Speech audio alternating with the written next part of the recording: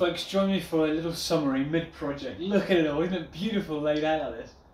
Over there we've got a Sun Rodomatic Mark III from the 1960s.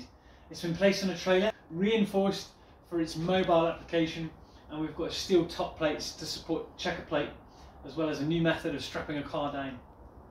You can see the tow hitch and drawbar, new tyres, brakes, bearings, the whole thing's been gone through. Here we've got the 4 legs, which I'm going to add to the Rodomatic Mark III when I take the wheels off. They're different lengths, which will give the thing a slight slope to match the inclination of the ramps, which are not in this shot. You can see the 4 rollers here. These have all been balanced at a cost of over £1,000 now, including the rotating mass of the discs and everything else which is going to rotate.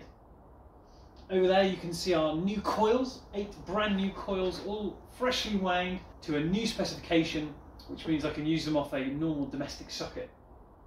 Over there you can see the framework and some of the bracketry which will hold the brake and the new load cell. You can see the original bearing casings all laid out there, and the little individual boxes. That is over £2,500 worth of new bearings to go in those cases. At the back there you can see the belts which connect the rollers. Here we've got the checker plate which will go on the top of the framework I've made. You can see a set of ratchet straps, although these handles will be hard mounted to the rolling road now. I will have some other straps in case I can't strap a car down in that same method. There's a lot of new bolts, there's a lot more off camera. Everything else has been renewed. We've got AF, Whitworth and metric throughout the whole thing. And the pièce de la résistance in the front row here, at a cost of over £2,000 after import taxes. We've got the Your dyno controller, the small blue box, and the brake controller, the big blue box. We've got a USB cable, speed sensor, environmental sensor, and the load cell. This is a fantastic, sturdy rolling road with well over a ton of rotating mass in these 4 rollers, which are all connected together. Every point of contact with the tyre is one which can transmit or absorb power. Those bearings can take a static load of 13 tons each.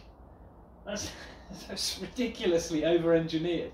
Although I did have to renew them all, the only damage to them was from water ingress, not from excessive use, wear or excessive load. This thing is built like a brick. There's more off camera.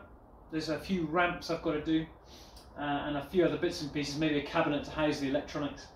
But this is the bulk of it here. Those 8 coils are not correctly mounted yet. I need to position those, wire them, mount them into that. And from that point I can actually start to put the rollers back on the rolling road. This is very exciting. It's all done, all the dirty work's behind us. We can start putting this thing together. Give me a thumbs up or a comment or something if you're as excited as I am. It still could be the end of this year, perhaps just into the beginning of next year, I get this thing up and running. It's so exciting. Thanks for watching this far. Let's get it assembled.